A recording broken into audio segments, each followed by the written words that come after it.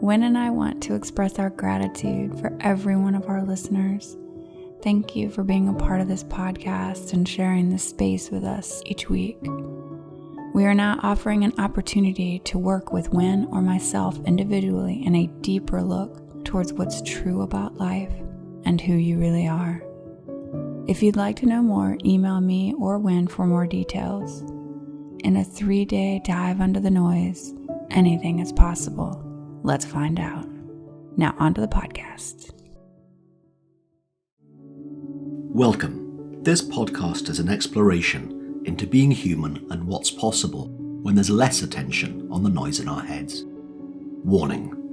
While listening to this broadcast, you may experience moments of deep peace, sighs of relief, personal insights, or long stretches of dead air. Do not be afraid. This is normal. Under the Noise with Wynn Morgan and Kate Roberts. Welcome to Under the Noise. I'm Kate Roberts, and I'm here with my co-host, Wynn Morgan. Hi, Wynn. Hey, Kate, how you doing? I'm good. How are you? I'm really well, thanks. I'm really well. Good. So for this week, we actually got an email request for a topic. All right, so I'm going to go ahead and read it then. Essentially, the listener says, I am going to see my family for the first time in quite a while at Thanksgiving in a few weeks.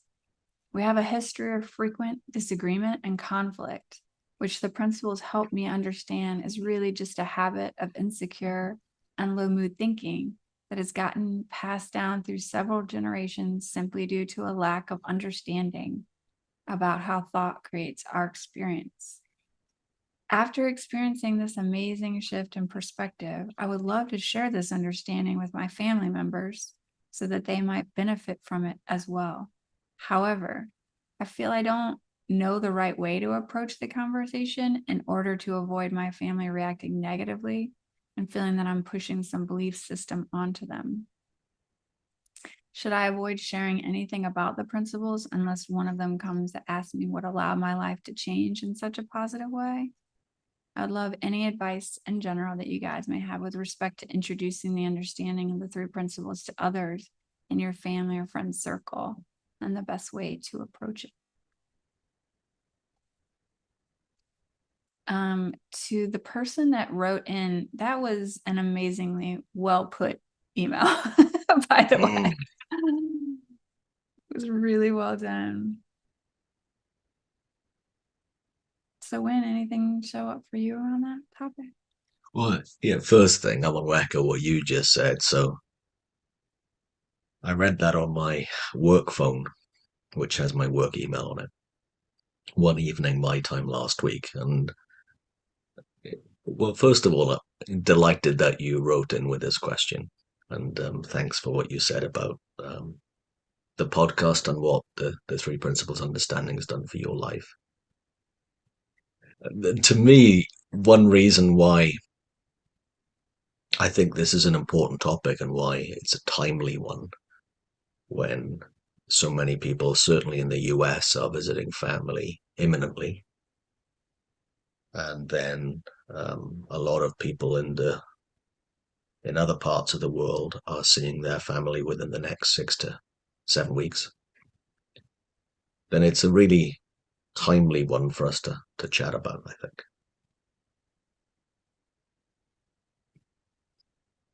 And yeah, I mean, how clear this person is in their email about what they understand, I think is just a very cool thing to see.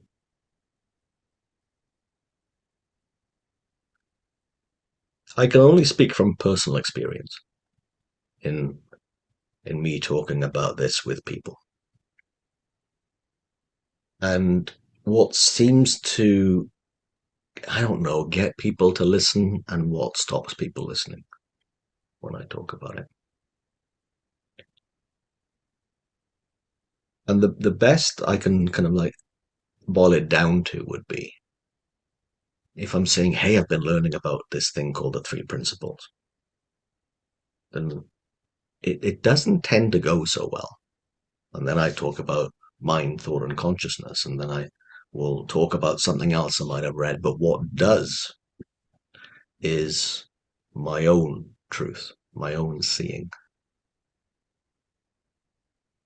So I remember vividly back in 2012, I was getting together with a group of friends, and they hadn't seen me in about a year, and they thought, he's going to show up totally exhausted. He's going to show up like this, because they knew my travel had been quite intense the previous few months. And I showed up looking relaxed, lost a heap of weight, happy, comfortable. And they went, how come we thought you'd be fried? And that wasn't the word that they would have used, right? This is a bunch of people from Wales, so fried isn't a word that they'd say, but I know when you're part of the world, Kate, then that would be a phrase that would make a lot of sense. And you're not. What's happened? Well, I would say, something like, well, it's funny, I just feel happy. How come? Well, I don't take myself so seriously anymore. Really? Yeah. How come? Well, I just don't believe everything I think. Or words to that effect, whatever seems true in the moment to me. Now, I'm pretty sure that those weren't the exact words that I said back in, the summer of 2012, but it would have been something like that in the moment that came out. But here's the point I think I'm trying to make. My truth, how I see it, not the principles according to Sydney Banks, or what I read in this book by Elsie Spittle, or what I heard in a webinar from Michael Neal, or what George Pransky once told me. It was what I've seen for me. And the heartfeltness of my truth coming out, that has resonance for people from experience. That is far more easy for someone to hear and listen to than me talking about something that seemed like a good idea or seemed like a nice idea. My truth and what it's done for me. So that's the first thing that comes to mind. And the first thing that came to mind when I read that lovely email last week. How about you?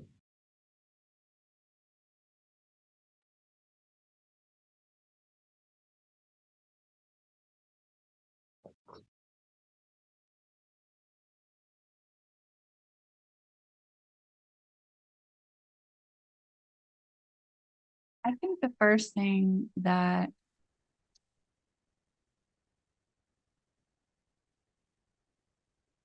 when I read the email the first time, and I went back actually and read it again right before we recorded just to kind of touch base with it again.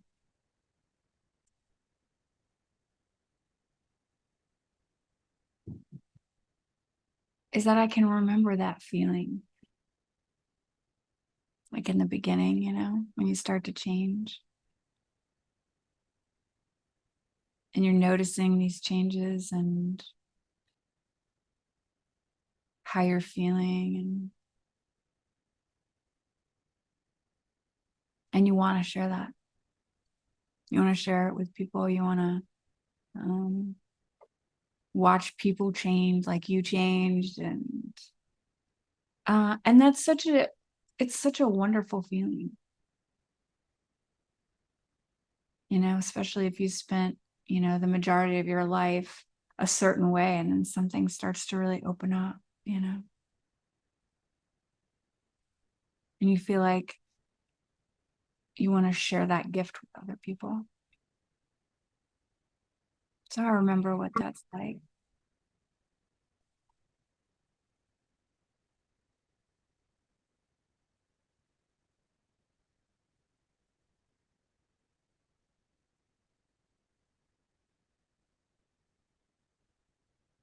And then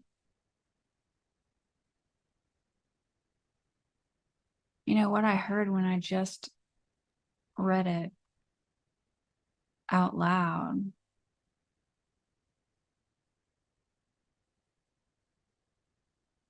Especially with how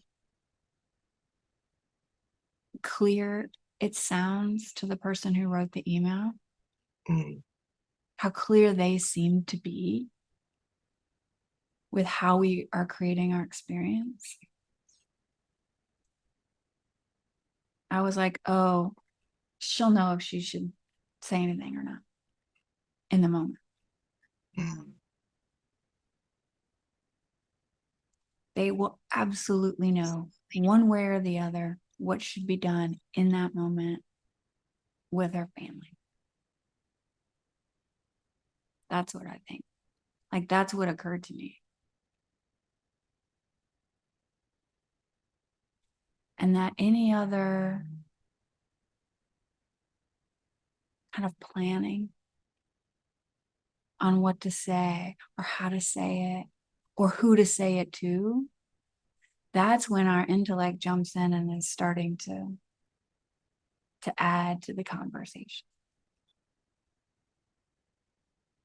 Because the more clear we are about how things work, the more we start to trust, I think, that in the moment,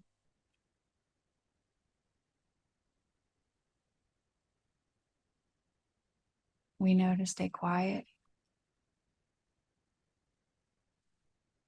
We know to use words with people. We know what words to use.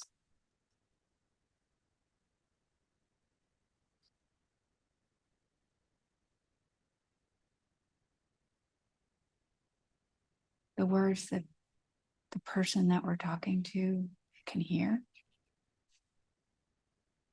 Maybe not even the words we would normally use.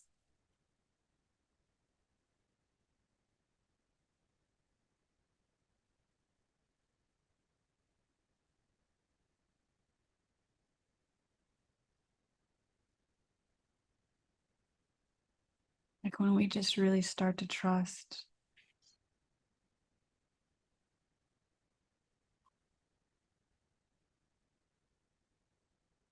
the intelligence of life to meet us in any situation.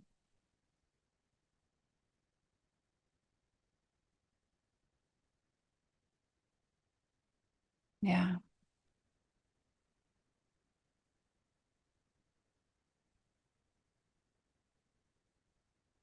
You know, and I don't know if I brought this up in a previous podcast. I don't think that I have. But maybe your memory's rubbing off on me when. Lack of memory, you mean? But I was listening to a coaching conversation, actually with a dear friend and Dick and Bettinger. And this friend that was being coached just felt really strongly about sharing this and coaching others and teaching the three principles, and just felt really drawn to it. And I remember something that Dickens said, who was a previous guest, by the way, in case you want to go back and listen to that episode. I don't remember the specific words, but the point that he was making was that if you are living your life from this deeper feeling and you are appreciating your life and you are having a wonderful experience of life,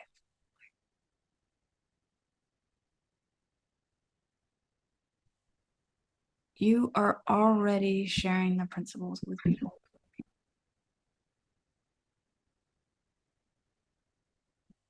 And it's amazing how in that conversation, it just took all the pressure off of this is what to say and how to say it and how to get people to have the same insights. And that's just not on us, right?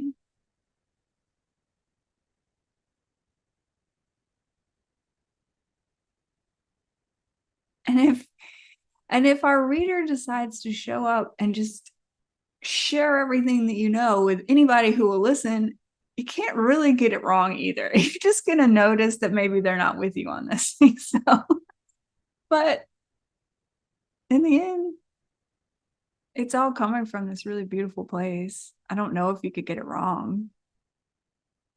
And maybe, sometimes when we're completely off the mark and we're not really listening to our inner wisdom, we're just trying to get it out and get people to hear what we're Yeah. saying.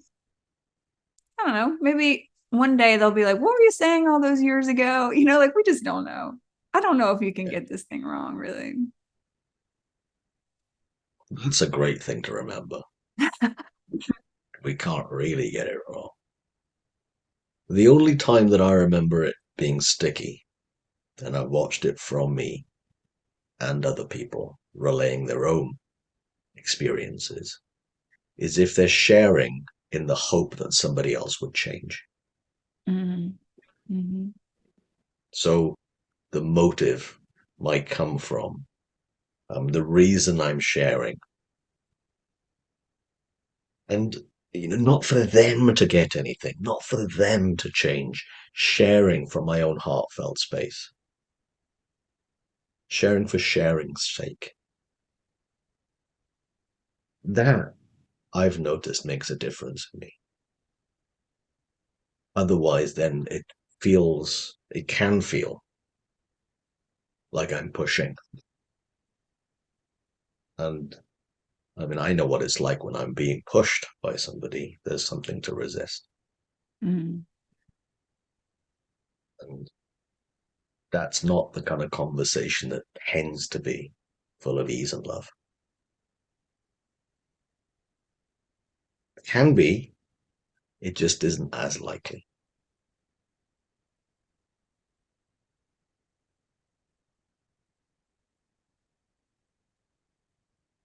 Not So to you're right, mention I that. think. I Can't know. get it wrong. And yet, I've noticed there are things that I can do and say that make it less likely for someone to listen and be open.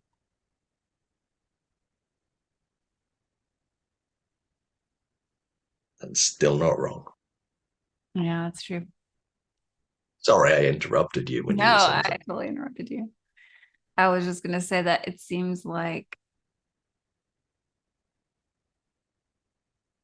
people know anyway that little subtext behind when you try to get them to change.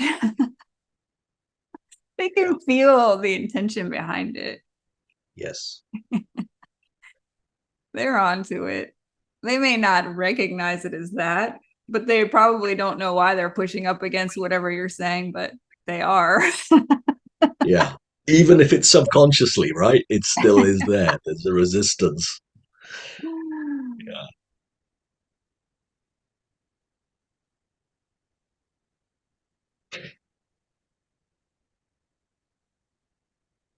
Mm.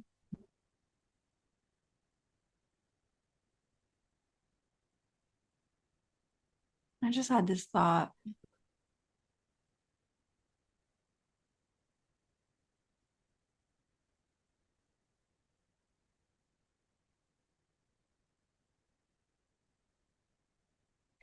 We put so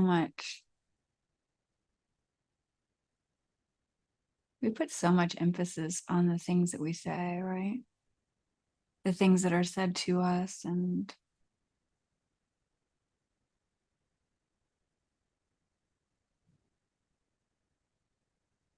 we miss how powerful sometimes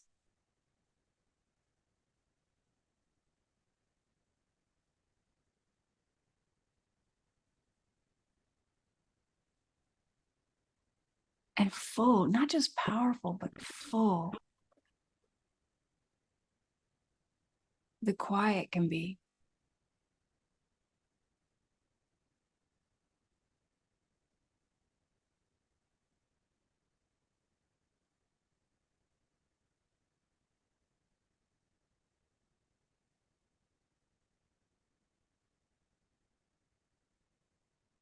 just to be with people.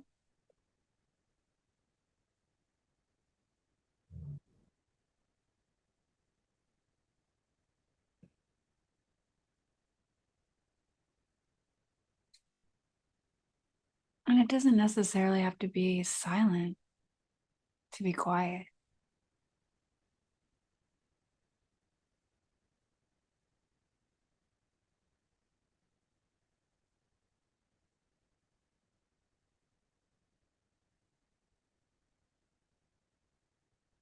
It might be worth explaining a bit.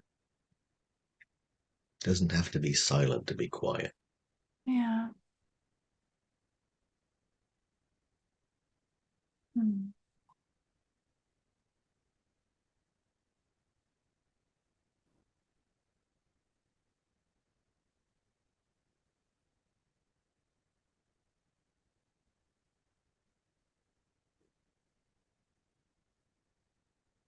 I think the quiet has more to do with feeling. Hmm.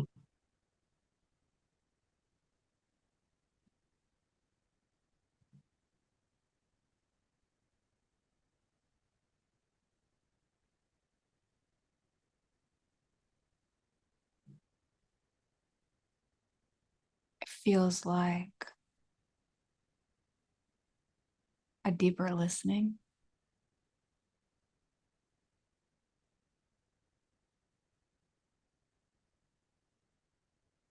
And that in itself,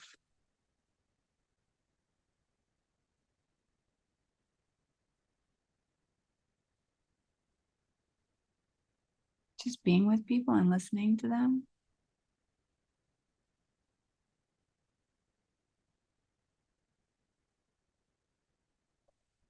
that can shift things with people very powerfully. Not to mention that when you're in that kind of deeper listening space with somebody,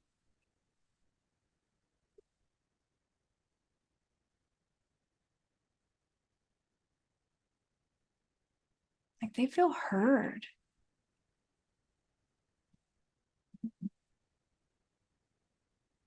I think they settle. And it almost seems like being in a deep listening space, I think we start to, not only are we listening to the person in front of us and what they're saying, we're listening below what they're saying. And then we're also listening inside ourselves.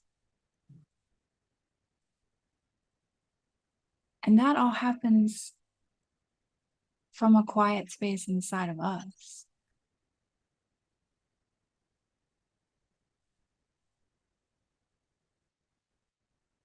And for me personally,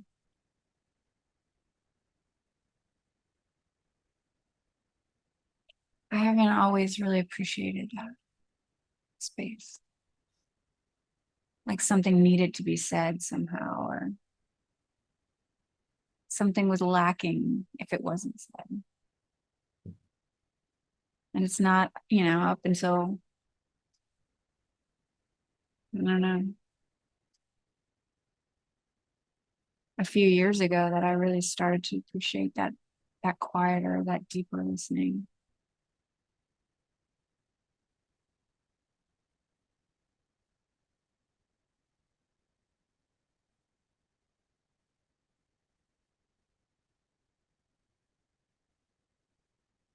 Yeah.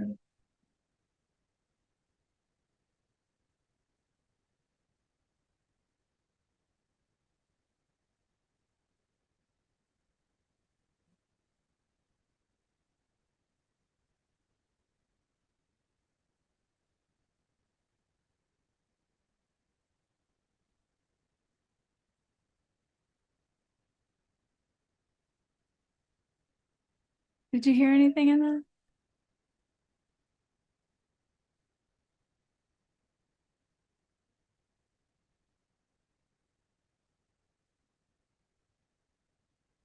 Well, earlier on when you said it's not just powerful, it's full. Mm. that I had an echo of that in listening to you. It's full. It's pure energy. It's presence. It's me not being connected with my egoic mind. It's me being here and here as opposed to here.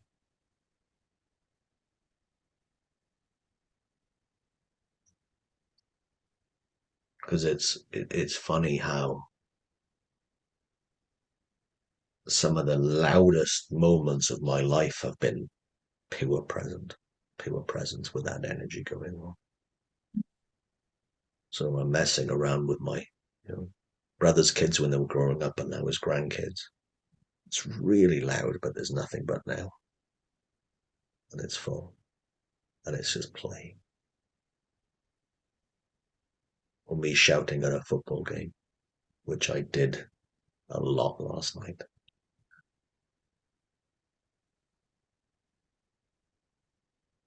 Not quiet in volume terms, but totally present and in the moment.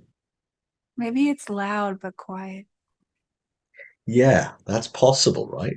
Yeah. Who knew? Kids, probably. Probably That's kids. why words are a bit lame at times, because the meaning behind those two words, like, well, no, that I can't say, but no, in the No, way it that makes you sense and to I have me. been discussing it, absolutely true. Yeah, Yeah. it's possible. Yeah. Loud but quiet.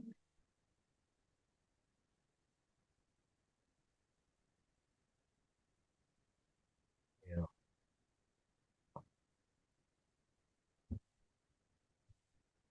I loved what you said earlier as well, though, of just showing up and following what occurs, Yeah.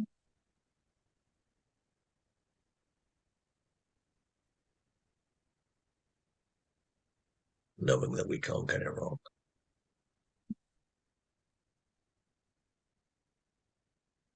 I just remembered my mother's aunt, Auntie Beryl, who passed 20 years ago now. And I remember her being at a wedding and sitting there watching the dance floor in rapture. She wasn't dancing, but she loved watching everyone else enjoying themselves. She was enthralled. Now, to me, that's who I remember again of someone who was very present and just had that, I don't know, being in her.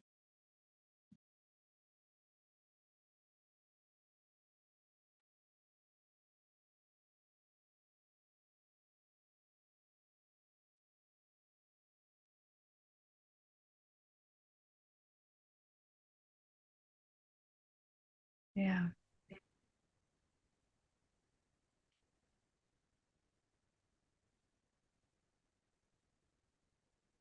Love that.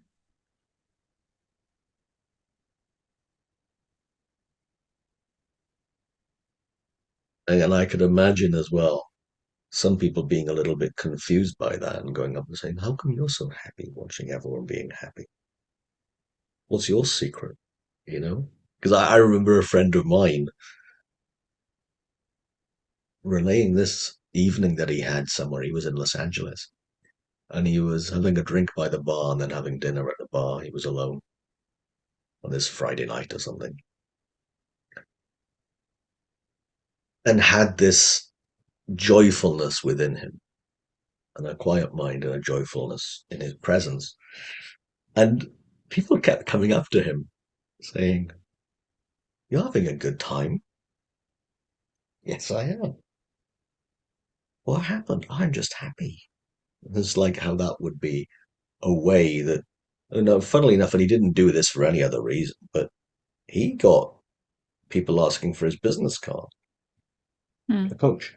He was a coach, starting out coaching. And he got people asking for his business card about how come he could be so happy just by showing up at life. I'd forgotten about until just then.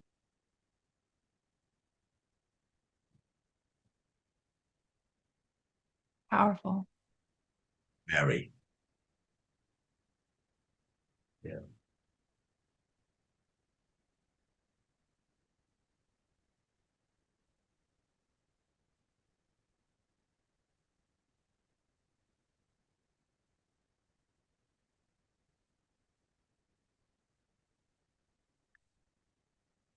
Well, I will say to our listener and emailer that I hope you have a wonderful Thanksgiving.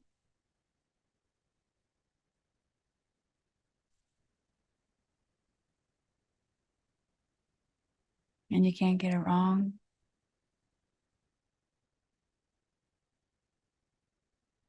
And you'll know. That's what I would say.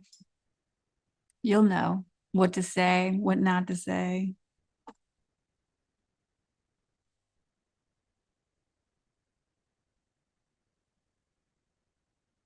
If you're listening and it wasn't you that sent in this email, same is true for you too. Yeah. And if you celebrate Thanksgiving, have a very happy holidays, safe travels. I'll be having Thanksgiving in your country. Oh, really? I will. At a football game. Of course. Of course. When? What Yeah. game? Huh? What game are you going to be at? 49ers are playing Seattle. Wow. Thanksgiving night. That's 5 p.m., 5:20 p.m. Pacific time. I will be there. Nice. Yeah, we will. Hopefully It'll be giving fun. thanks for a win. I hope so. For my team, I can hope that.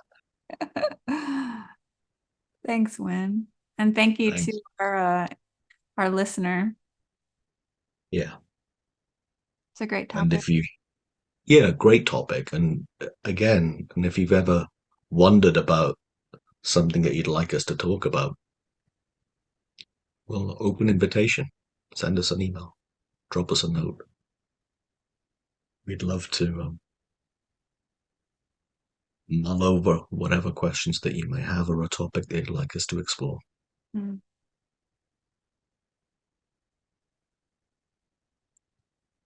So happy Thanksgiving if you celebrate it. And we'll see you again next week. You've been listening to this week's Under the Noise with my wonderful co-host, Kate Roberts. I'm going to say fabulous co-host. Oh, I've learned how to say again. that properly, and I've not forgotten that, I think. Fabulous co-host, Kate Roberts, and me, Win Morgan. And we look forward to speaking to you again very soon. Take care. Thanks for joining us. We'd love for you to subscribe, rate, and review.